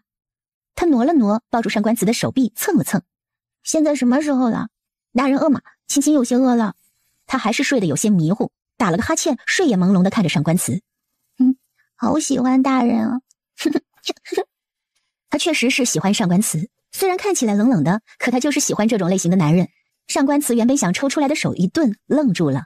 他的手紧紧地挨着白青青温暖的怀抱，一动也不敢动。他震惊地看着白青青。你怎么不穿衣裳？他碰到了一团柔软。白青青迷迷糊糊地说：穿衣裳不舒服呀。这2天相处下来，上官慈也摸清了白青青的性子，看他都不觉得不好意思，那自己是绝对不能露出不好意思的模样。反正他也不吃亏呀。大人，青青饿了。他声音有些沙哑，大概是睡得久了，嘴唇有点干，伸出舌头舔了舔干裂的唇瓣。这一举动惹得上官慈有些燥热。饿了就起来，准备吃饭去。上官慈没好气地说着，而白青青嘤咛了一声，坐了起来。上官慈紧着别过脸。二小姐，注意你的行为举止。大人真是的，明明昨夜就很喜欢，今日怎的还害羞了起来？还是说大人昨夜欢喜过了，今日就不喜欢了？大人也是个喜新厌旧的人。白青青嘴上表达着不满，心里却是乐开了花。昨夜上官慈的手就从未离开过她身上，虽然压得有些疼，她倒觉得是个不错的开始。住口！你说的都是些什么话？是个女儿家该说的话吗？上官慈忍不住吼了出来。诚然是他占了便宜，却也不能拿到明面上说呀。大人，你敢做就敢当啊！明明昨夜你……上官慈紧着把他的嘴给堵上，免得他再说出什么惊世骇人的话来。他那些个暗卫的耳朵可是一个比一个尖，这么丢人的事儿，他不想别人知道。休要胡言乱语了啊，否则晚饭就不用吃了。上官慈呵斥着。白青青被上官慈松开，撇了撇嘴。好嘛，那大人是让厨子做的饭了吗？上尉。那大人是准备吃什么？不知。现在应该也不早了，就不用麻烦厨房了，我给大人做碗面吧。上官慈看了他一眼，不说话，算是默认，随后又忍不住提醒他：你先将衣裳跟本座穿好了再出去。好呀。白青青笑着将衣裳穿好。大人要一起去吗？不去。好吧，那我去了。说着一蹦一跳的出去了。看着白青青的背影，上官慈双眼眯了眯。如何？上口。没有他想象的难吃。对于上官慈的口是心非，白青青也不戳破他，想了想：大人，明日回门，你与我同去吗？你不希望我去？他这是什么意思啊？觉得自己丢人，不配？大人也知道，我们二房向来不受宠，爹爹和娘亲还有家弟都随了外祖父去征战未归，家里也没有人给我撑腰。大人去了也会受人白眼的吧？他挤出一丝笑，让上官慈看了有些心疼。白眼？本座给他们胆子，他们也不敢。上官慈冷笑起来。东西我让张宁备好了，明早给你看一下单子。白青青心里一暖，随后说道：不必看啦，大人给的定都是记好的。好，是吗？上官慈笑了，心里却另有打算。第二天，白青青一早就被上官慈给拎起来。二人来到门口的时候，白青青看到了6个大筐，6个小筐摆放的整整齐齐的。姑娘，这是回门的礼单，您看一下。白青青接过单子一看，愣住了。这上面写着白菜1对，萝卜1对，西葫芦1对，青椒1对，鸡鸭鱼各1对。可能是怕白青青不识字，还在旁边画了图。白青青抽了抽嘴角，有些哭笑不得。怎么，昨日二小姐不是说本座给的都是结好的，怎么今日就是这样的神色？是有什么不满意的吗？二小姐若是不满意本座备的礼，那本座就再给二小姐加1对狗吧，还可以看家。不用了，大人这些都是顶好的了，反正他在白家也就是值这个价而已。看来二小姐确实不受欢迎啊。可能祖父他们根本就不觉得大人会陪着我一同来。大人，让人去叫门吧，既然来了，总归要进去的，不然笑什么话呀？上官慈给了张宁一个眼神。上官大人，今日怎会来访？老夫有失远迎，恕罪恕罪呀。白青青挑着眉头，这老匹夫是看不见自己吗？居然问上官慈为什么会出现在这儿。祖父，今日孙女回门呢，大人陪着我一起回，也是情理之中的事。白江一愣，他这个孙女儿平时不声不响的草包一个，胆子又小，实在是让他喜欢不起来。没想到今日竟然敢直视他讲话。看着白江诧异的模样，上官慈也有几分奇怪，不知道这爷孙俩在打什么哑谜。上官大人，里面请。白江领着上官慈进了前厅，丝毫没管他这个孙女儿在屁股后面跟着。白青青看二人丝毫没有搭理他的样子，索性就不打算过去自讨没趣儿。他想着去看看李嬷嬷，也就是原主母亲陪嫁过来的教养嬷嬷，也是对原主除了父母以外最好的那个人了。他想起陪嫁的银票，就知道这个嬷嬷一定是将自己所有的家底儿都给了白青青。嬷嬷，嬷嬷！白青青推门进屋，被一股霉味儿给呛住了。怎么会这样呢？白青青喃喃自语了一声。她从院子里出来，正好遇上之前在他们院里做事的一个小丫头，上前将她拦住。小东西，李嬷嬷呢？二小姐。小桃听见白青青说李嬷嬷，吓得一哆嗦。她看了看四周无人，大小姐说嬷嬷做事老练，就带到了自己的院子里。小姐，去救救嬷嬷吧。说完，正脱开白青青的手就跑了，生怕别人看见她一样。救！白青青心里咯噔了一下，她清楚自己这个堂姐可不是什么省油的灯，大房一直看二房不顺眼的，叫李嬷嬷过去，肯定不会是看中李嬷嬷的能力这么简单。白青青暗自咬牙，却不能直接打上门，这事儿还得让上官慈帮忙，毕竟他们二房在白家从来就没有被当成主子看过。发生了什么事？大人如此高兴？白尚书说想叫你姐姐来府上陪你住些日子，怕你寂寞。白江这个老东西打得好主意，他一个宦官娶了他一个孙女了，若是还将白妍这个才女再送进他府中，这不是把他往风口浪尖上逼吗？是吗？那大人呢？大人是个什么意思？他虽然嘴上在撒娇，实际上一只小手却掐起了上官慈的手心儿。上官慈忍住了，没笑出来，脸上还是风轻云淡的。那二小姐的意思呢？本座也是觉得二小姐独自一人在我府上寂寞了些。他看白青青气鼓鼓的样子，忍不住想逗弄一番。寂寞？青青不觉得寂寞呀，这几天大人不是一直都在陪着青青吗？他羞涩一笑，丢给上官慈一个死鬼的眼神。白妍忍不住红了脸，她也是个大姑娘了，也清楚一些男女之事。上官慈本就生的一副好容貌，又是大权在握，难免会让一些女子有了想法，哪怕对方身体有缺陷，可他权力摆在那儿呢，就会有人惦记。青青，多大了，说话还没个分寸。你一人在上官府，难免会觉得生疏，要你严姐姐去陪陪你。他这话也算得上是命令了。祖父说的是，确实是有些孤单寂寞冷的。既然祖父有心，不如叫李嬷嬷过去伺候我吧。什么？白江愣了一下，他没想到这个草包这么不识抬举。祖父，堂姐算得上是主子，而李嬷嬷只是个下人，她过去正好还能照顾我。方才趁着祖父和大人闲聊的空档，我回了一趟院子，发现院子变得景色更好了些，到处都是绿油油的杂草。想必是李嬷嬷偷懒了吧？我却没有见着李嬷嬷人影儿，不知她去了哪儿。大姐姐，你知道吗？白岩身躯一震，他看到白青青的眼神，忍不住有些害怕。我看妹妹走了，李嬷嬷年纪也大了，一个人在那儿多不方便，就要了她到我的院子里养老。妹妹不会介意吧？介意。那就麻烦姐姐，让人把嬷嬷带过来吧。时辰也不早了，大人也比较忙，我们就先回去。就劳烦大姐把嬷嬷带过来吧。李嬷嬷自从去了他院子，没少被他责罚，现在就是吊着一口气呢，怎么可能让白青青带走？妹妹，姐姐的厨艺也是极好的，去了也可以照顾你呢。他这话虽然是说给白青青的，可目光却一直在上官慈的身上流转。这一举动让白青青很不高兴。姐姐，我夫君纵使脸皮再厚，也禁不住姐姐这般盯着看呀。难不成我夫君脸上有花不成？他脸皮厚？上官慈挑着眉头，露出不满的表情来。妹妹，如今妹妹已经不是小孩子了，说话定当注意一番，不可胡言乱语。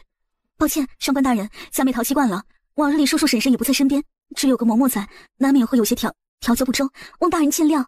嬷嬷的教导自然是极好的，不然姐姐又怎么会将嬷嬷带到自己的院里去？她可不是从前那个草包二小姐，反正她现在嫁给了上官慈，抱着这个大腿，白眼也不敢怎么样。上官慈看她犹如一只炸毛的猫一般，无奈的摇头。二小姐这脾气是不怎么好，不过却是个有自知之明的人，懂得反思，还是极好的。呵呵，白青青在心里给他了个白眼。大人，我要嬷嬷，铺子收益我们对半分。上官慈自然不会在意他那个还没有开张的小铺子的手艺，可他见白青青这么爱财的人，能分出一半的钱财来救一个人，要么就是真性情，要么就是那个人对他有用，还是极大的用处。二爸。什么？白青青直接喊了出来，随后又勉强一笑。大人，您真坏，臭男人，这是坐地起价了。是吗？本座觉得本座甚好。上官慈一双凤眸微微眯起，吓得白青青立马答应。是啊，大人甚好。哎呀，不就是晚上一起休息吗？我答应。他就怕上官慈一会儿给他来个1-9，上官慈恨不得将他掐死，说的都是些什么话呀？好了，就你淘气。上官慈抬手敲了敲他的额头，又看向白江。本座今日也叨扰多时，就不再做叨扰了。劳烦白尚书将内子的嬷嬷带过来，后面便回了。白岩听这话，立刻上前。妍儿现在就派人去将嬷嬷接过来。祖父放心。好。婴儿去将李嬷嬷给妹妹带过来。他看向婴儿的眼神目露凶光，婴儿会意之后便退下来。大人放心，嬷嬷一会儿就被带过来了。白岩上前挺起胸脯，冲着上官慈羞涩一笑，将自己美好的曲线展现在上官慈面前，却被白青青用自己的小身板又给挡住了。此时婴儿慌慌忙忙的跑进来，哭哭啼啼的。小姐，不好了！什么是慌慌张张的？成何体统？婴儿，发生什么了？怎么慌慌张张的？李嬷嬷呢？他见李嬷嬷没来，心里满意了。方才奴婢去带李嬷嬷过来，路过莲花池的时候，李嬷嬷突然就跳下去了，奴婢没有拦住。什么？白青青大惊，随后提着裙子就跑出去了。上官慈闻言，只是看了两眼婴儿，并不作声。怎么会跳进去呢？白眼捂住胸口，双眸泛起了泪花。大人，上官慈是一点面子都不给，冷眼看了他一眼，说道：要不是本座派人做的，大小姐这般委屈的盯着本座做什么？上官慈白了他一眼，然后出去寻白青青了。见二人都走了，白眼冷哼了一声：哼，处理干净了。小姐放心，干净着呢，本来就没剩下几口气，这一下去保证活不成了。婴儿笑了出来，小眼神还时不时的看着白江。做得好。哼，这青青似乎是变了个人一样，之后你得注意了。祖父放心，他现在不过就是仗着上官慈对他有些兴趣，才敢这般。等日后没有上官慈的宠幸，他绝对不干。白眼眼中闪过一丝狠毒，嘴角也微微翘起来。妍儿也跟去看看。老夫与你同去。嬷嬷你在哪儿？嬷嬷，我是青青啊！嬷嬷。白青青心里一丝酸涩，眼里也忍不住含泪。可她喊了好几遍，都没有人应答。最终，在一处拐弯的地方，她发现了一枚莲花扣。记忆里这就是李嬷嬷最喜爱的扣子样式。白青青一咬牙，直接跳进去了。上官慈赶来，正好就看到这一幕，他飞身上前，脚踏青莲，将白青青给驮起来。你是活腻了吗？就往里面跳！放手，嬷嬷还在里面，你放开我！他试图挣脱开上官慈的束缚，怎奈力气不如他。放你下去送死啊！上官慈嫌弃地看着他，你放手！他见自己挣脱不开，便张口咬上了上官慈的手臂。上官慈见疼，一把将他扛在肩膀上，伸出大手拍打在他的屁股上。张宁把人带走了。上官慈见白江他们过来，对白青青说了这么一句，将他放下，解了自己的外袍，把他给披上，带走了。白青青有些茫然，抬头看着上官慈，一下子忍不住哭了出来。上官慈抬头揉了揉他的头发，感叹他总归还是个孩子，或许自己也不该那般想他。妹妹，别难过了。李嬷嬷若是知道妹妹会这般难过，也一定会难过死的。青青，你也别太伤心了，祖父会让人打捞李嬷嬷的尸体的。下官御下不言，让大人见笑了。上官慈看了他一眼，并没有说什么。对你好点就蹬鼻子上脸，还敢跟本座动嘴，哼！听上官慈怒了，白江上前抬手就想给白青青一巴掌。混账东西！上官慈见白江的巴掌就要落下，抬手带起白青青往后退了一步，堪堪躲开白江这一巴掌。白尚书这是做什么？内子现已经算是上官家的人，白尚书这般是想做什么？这……白江没有想到上官慈会这般护着白青青，看来是他小看自己这个孙女了。上官大人，祖父也是一时心急，怕妹妹冲撞了大人，所以才会方才那般，大人别放在心上。他说这话，目光却落到躲在上官慈怀中的白青青身上，暗自紧握拳头。上官慈看了看他，说道：今日也是叨扰了内子不适，我们先回了，告辞。上官慈一把将白青青抱起来，然后就走了，留下白江跟白岩在身后干瞪眼儿。刚进去，白青青哇的一声就哭了出来，她抓住上官慈的袍子，好冷啊，大人！虽然是夏季，可她还是觉得冷。闭嘴！白青青将眼泪逼了回去，可怜巴巴的看着上官慈，委屈极了。大人，好冷。冷？方才你往下跳的时候怎么不知道冷啊？现在跟我说冷，是不是晚了点儿？大人，我错了。白青青得知李嬷嬷没事儿，也就放了心。她向上官慈身边蹭了蹭，头枕着上官慈的膝盖，戳了戳他的大腿。不生气了吗，大人？看着白青青这副讨好的模样，上官慈有些心累。到底是个小姑娘，遇事的行为有些鲁莽了。他抬手揉了揉白青青的脑袋。你到底是怎么长这么大的？一时间，上官慈对自己曾经的假设有些怀疑了。而今天看到白青青为了一个嬷嬷奋不顾身跳下莲花池的时候，上官慈就对她另眼相待。大人应该也晓得，我们二房一家子不受宠，而爹娘又常年跟着我外祖父征战在外，不怎么归家。我从小几乎都是嬷嬷带着的，她待我也极好，就连我出嫁时的嫁妆最丰厚的那一份都是嬷嬷给的。虽然对大人来说那只是一点点银票，不值一提，可对嬷嬷来说，那可能是她半生的积蓄。大人，试问这世间能有多少个人能做到这个地步？白青青抬头，小鹿般的眼睛望着上官慈。大房一直与我们二房不和，我才不信我堂姐会像她说的那般，因为看中了嬷嬷的本事将人带过去的。听白青青这么一说，上官慈笑了。你是不是傻？没想到这个小姑娘还是有脑子的。哼，有个小丫鬟跟我说要我去救救嬷嬷，我就能想到了。啊？那你怎能不直接去？因为青青没本事啊。他们根本就不会让我接触到嬷嬷的，所以只能求大人帮忙。谁知道一进去就看到大人的桃花运。哼！本座不是将决定权给你了？白青青白了他一眼。难道大人是想把我堂姐收了房？你堂姐可是名闻天下的才女，怎会到本座的府上？谁知道呢？大人若是有这个心，才女又如何？大人，你是想收小妾了吗？本座没那个闲钱养那些女人。上官慈抽回自己的衣袖掸了掸，白青青笑了。大人这个意思是他不是个闲人，对吧？顿时心里一阵窃喜。白青青打了个喷嚏，正好喷在上官慈的膝盖上，对方露出诧异和恼怒的神色。白青青赶紧狗腿的用自己的袖子给上官慈抹了抹。哼，对不起啊，大人，不是故意的。他擦完，上官慈膝盖处的衣料湿了一大片。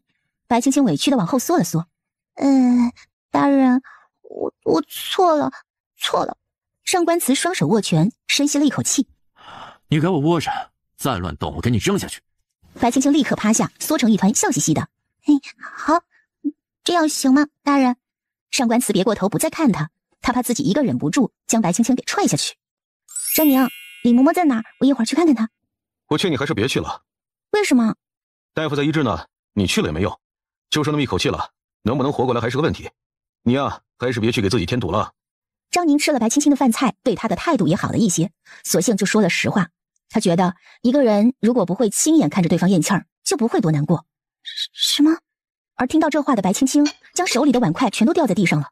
哎，你干嘛？你刚刚说的是什么意思？就是那个意思呀。我在外面听到他们说要带那个嬷嬷来的时候，就跟着那个丫鬟去了。那嬷嬷是被拖出来的，直接丢进池子里。说到这儿，你还得谢谢我呢。真的，那嬷嬷都臭了，身上流了脓血，要是患了寄阳，得给她往池子里埋埋。反正我带回来的时候还有一口气的。我觉得你还是不要去。哎，你去哪儿啊？张宁话没说完，就见白青青跑了出去。他放下碗筷，追上，一把揪住白青青的头发。白青青吃痛，向后一仰。这一幕正好被回来的上官慈瞧见。只见上官慈面色微沉，看着张宁：“你们在做什么？”爷，我们没做什么。张宁像是一个犯错的孩子一般，站在一旁低下头。大人，您去哪儿了？怎么，本座回来的不是时候？公然在他院子里嬉戏打闹，还有没有将他放在眼中啊？大人在说什么呢？你没看到是张宁拽我头发吗？大人，张宁说嬷嬷快死了，青青要去看她。他还是忍不住一头扎进上官慈怀里哭了出来。上官慈身体僵硬，他新换的衣裳又被白青青给弄脏了。原本有些伤心的白青青靠在上官慈怀里，却闻到了一丝脂粉味，便立即停止哭泣。他抬头看着上官慈，往后退了2步。大人，您出去见了那个相好的了？说什么呢？上官慈心里微颤，方才他确实是去见了月华。你身上有一股刺鼻的脂粉味。白青青失望地看了一眼上官慈，又转头看着张宁问：张宁，嬷嬷在哪儿？张宁，嬷嬷在哪儿？哦，在西院。上官慈见白青青走了，冷眼看了一眼张宁，随后跟了过去。他抬起袖子闻了闻，却没有闻到什么味道。他去月华那儿的时候，月华确实也往他肩膀上靠了一会儿。他忽然想起白青青嫌弃的模样，不觉蹙着眉头。等他路过翠玉亭的时候，发现白青青在那转圈，忍不住笑了出来。他知道白青青是迷路了。他在这儿转悠了一会儿，气了大骂：上官慈，你这……我这个什么？这个超级无敌大好人。他转头笑脸相迎，看到对方逼近，又往后退了2步。好人是吗？本座还是头一次听到这个称呼，感觉不错。往日里别人都喊他是大魔头、活阎王，还是头一次听到有人夸他是个好人的。那是啊。大人，您带我去看看李嬷嬷可以吗？青青很担心嬷嬷。上官慈忍不住蹙眉。往日里白青青一旦这般撒娇，都会过来靠近他，或者直接趴他怀里，而现在就只是因为他身上有月华的脂粉味，就离他这么远。他突然习惯了白青青在他身边腻歪，这并不是一件好事。跟本座过来。多谢大人。大人要不先回去休息吧。他走到小灶台前面开始生火烧水，可天柴的手却一直在发抖。方才他见到李嬷嬷露在外面的一双手，上面满是伤痕，甚至有的地方都露出森然的白骨来。他一块又一块的添着柴，目光却有些涣散，像是失神一般。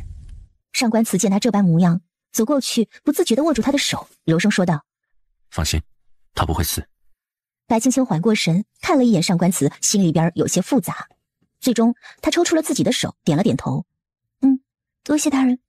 白青青很讨厌他身上属于别的女人的气味，看着自己空荡荡的手心儿，上官慈冷哼了一声：不识抬举。说完转身就离开了。水好了，大夫，他怎么样？白青青眼眶湿润了起来。嬷嬷的脸上应该是有疤痕的，已经被纱布给包裹成了一个粽子。那大夫却没有回头，只说道：哎呀，不大妙，应该是受了刑的。老夫行医数十载，从未见过如此残忍的手段，就看他这几日能否挺过来吧。听了大夫这话，白青青擦了擦眼角的泪水。白爷，这个丑老娘一定会报。大夫，还望您尽力。白青青不敢去看李嬷嬷，她怕自己忍不住。她还记得原主出嫁前一晚，李嬷嬷跟她说的是，上官大人虽是宦官，人确实不错的，小姐去了多跟大人亲近一番。或许李嬷嬷那个时候就知道自己不能再照顾白青青。白家那个吃人不吐骨头的地方，白青青能离开，李嬷嬷是打心眼里高兴的。想到这儿，白青青再也忍不住了，她跑了出去，跑到院外，眼泪顺着脸颊滚落。她扶着一旁的树，一抬头就看到对面的上官慈站在一旁的紫薇花前，换了一身黑色长袍，负手而立。大人，嬷嬷会不会死？她会不会死掉？白青青突如其来的举动将她撞得往后退了2步。上官慈抬手想去拍一拍白青青，却被自己这个想法给吓到了。白家的孩子进到他府里也才3天而已啊，自己对他究竟是什么想法呢？想到这儿，上官慈有些懊恼，直接把白青青给一把推开，还嫌恶的往后退了1步。不要动不动就抱过来，像个什么样子？白青青看上官慈推开自己，抽打了几下，又哇的一声趴在地上哭起来。上官慈诧异，被白青青这一举动给惊到了。他没见过哪家姑娘会以这夸张的姿势趴在地上，撅着屁股埋头大哭，就像是个大蛤蟆。你这是做甚？他活了27年，从未见过如此场面。白青青抬头瘪了瘪嘴，那眼珠子就像不要钱似的直往外掉。我都没有嫌弃大人出去拈花惹草，大人竟然如此对我，我哭得这么伤心，你哄哄我又怎么了？一向面瘫的上官慈被他这一举动给气得瞪起了双眼。他看见那白色的锦帕上出现了几个乌漆麻黑的爪子印。起来。他深吸了一口气，硬生生的从嘴里挤出这么几个字来。我不要。白青青厚脸皮的赖在地上，仗着原主年纪小，肆意妄为。他说着还打了个滚儿，一双大眼睛紧紧的盯着上官慈。你不哄我还要凶我，我就不起来。上官慈突然有些后悔自己当初意气用事，将白青青给强娶了回来。上官慈实在不想理这个癞蛤蟆一样脏兮兮的姑娘，转身就要走。他刚跨出去1步，白青青一个飞扑就抱住了上官慈的大腿根儿。上官慈被迫停下脚步，低头看了下去，正捂在他的那个地方。白青青也觉得手感有些不对啊，她缓缓抬头，就看到上官慈一双凤眸带着寒光盯着她。大人。他将手缩了回来，蹲在上官慈的腿边，委屈的抿着嘴巴不讲话。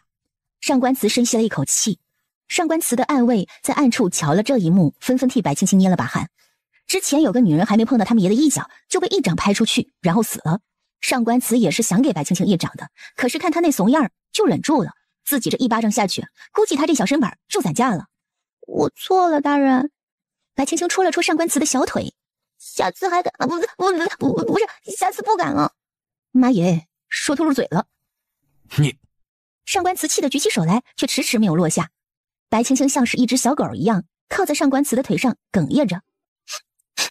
大人，我看嬷嬷伤得好重，大夫说嬷嬷可能就不行了。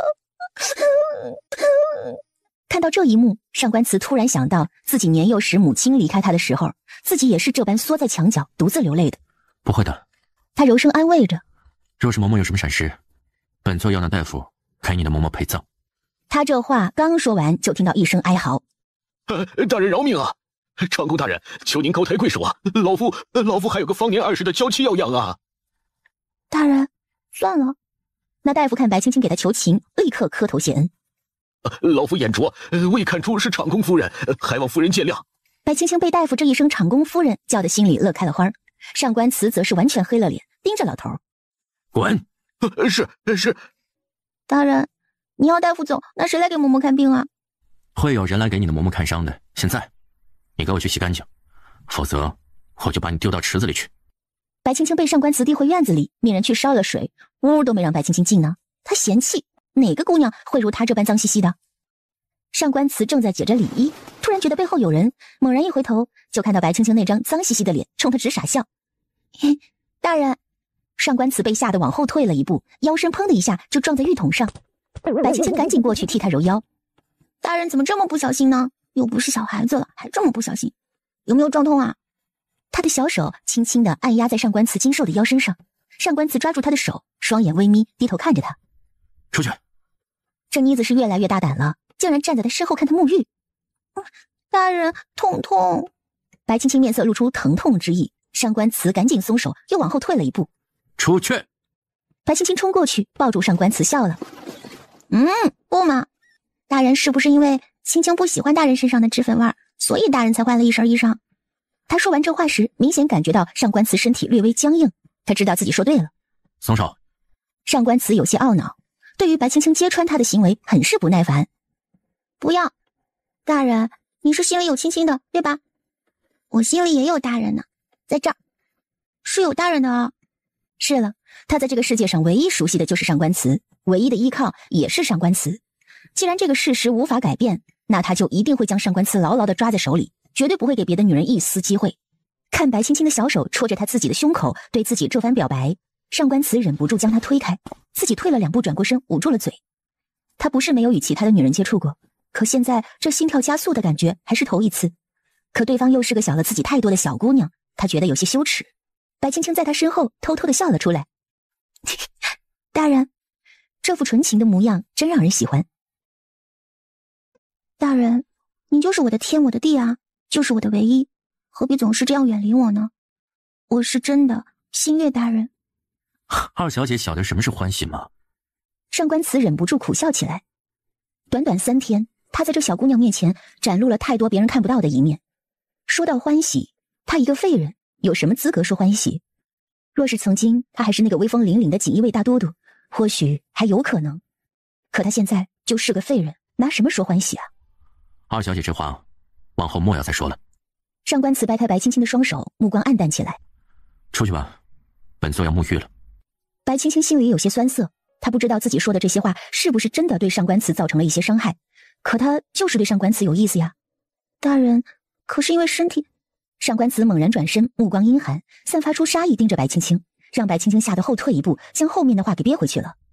二小姐怎么不说了？她的声音像极了冬日里的寒潭般冰冷。看着他这般冰冷阴鸷的目光，白青青更加心疼上官慈。他缓过神，上前一步，在上官慈没有明白他想做什么的时候，捧起上官慈白皙的脸颊，踮起脚尖凑了上去。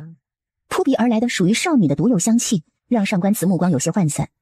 当他清醒之时，面前放大无数倍的纤长睫毛，犹如蝴蝶轻轻扇着翅膀般颤动，柔软的唇瓣紧紧地贴着上官慈的薄唇。由于身高问题，白青青只坚持了一小会儿，就把脚放了下来。脏兮兮的小脸上透着红晕，看了一眼上官慈就把头低下了。大人，他不知道该说什么了，心里边又气，难道上官慈他不应该回应一下，就傻愣愣的站在那儿？被白青青的声音将思绪拉回现实，上官慈呆愣愣的看着他，一时间不知道该说什么好。他被眼前这个小东西非礼了。原来大人真的这般厌恶我，是青青自作多情了。白青青也有些失落。他母亲告诉过他，如果一个男人真的对你没兴趣，你再怎么做都是徒劳的。他叹了口气，转身离开。上官慈没有阻拦，他不知道该怎么面对白青青，这个自己敌人的孙女儿。白青青每走一步，眼泪就掉一颗，将他乌漆麻黑的小脸变成了花的。大人很喜欢那位月华姑娘吗？上官慈愣了一下，没有回答。喜欢月华吗？是喜欢的吧。月华是他当初从战场上救下来的歌姬，与他也算是老相识了。自己也曾想过，等日子好了起来，就和月华成亲相守。可偏偏天公不作美，他出了意外，成了一个宦官，就再也不敢去笑想月华。毕竟那是一个似神女般的女人。白青青却苦笑了起来。看大人这模样，就是了。看到白青青苦笑的模样，上官慈心口处忍不住有一丝丝疼痛。既然这样，大人为何不娶她呢？白青青往回走了2步，看着上官慈。大人，为何？与你无关。上官慈不想回答这个问题，或者说他心里早就有那么一个答案，他不配。与我无关。我知道了。说完，他转身离去。等他走到门口的时候，又对上官慈说道：大人，给青青一纸休书吧。您不是一直觉得我是祖父派来的，会对您不利吗？大人，青青愿意离开，好吗？他回头冲上官慈凄美一笑。而上官慈听到休书2字，目光竟有些闪躲。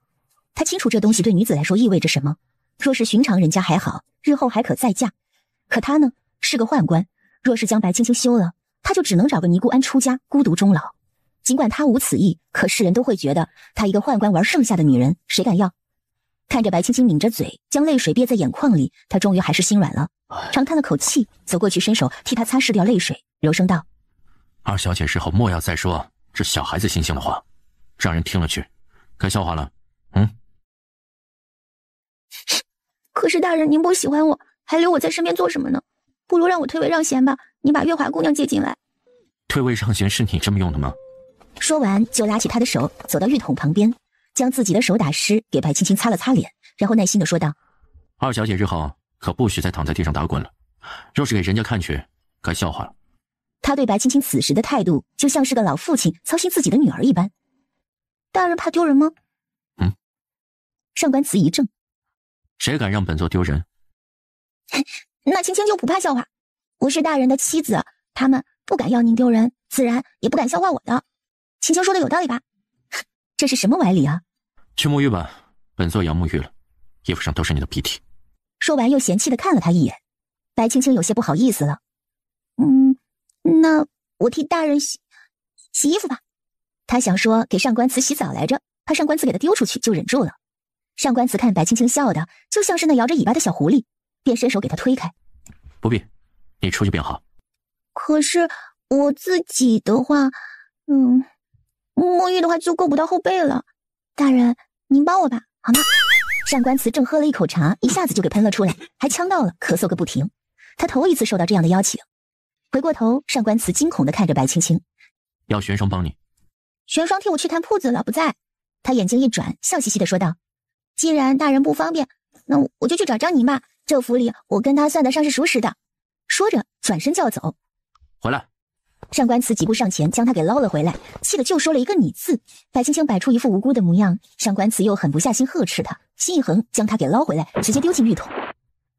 自己脱。说完便转过身背对着白青青。他怀疑白江当初那么爽快地把白青青嫁给他，可能就是知道这是个魔人精，想赶紧赶出府，而自己就上了这个当。好了，大人。白青青开始催促他了，他觉得这比他第一次杀人还要艰难。白青青看他久久不动，只好说道：大人若是不愿的话，就让张宁来给我帮忙吧。闭嘴。听到这个，上官慈就心烦，他转身拿起帕子打湿，便要给白青青擦拭。他抬眼看到那本该光洁的后背有一条从肩膀蜿蜒到腰身的疤痕，忍不住蹙眉。他伸手轻轻触摸着那道疤痕。怎么弄的？一个女儿家这么长一道疤该有多疼啊！大人是觉得丑吗？没有。他的大掌摩挲着那条疤痕，目光也变得怜惜起来。疼吗？不疼了。他回过头看着上官慈，小心翼翼地问：大人真的不觉得丑吗？他转身的一刹那，上官慈瞬间侧过脸，以免看到些什么白花花的东西。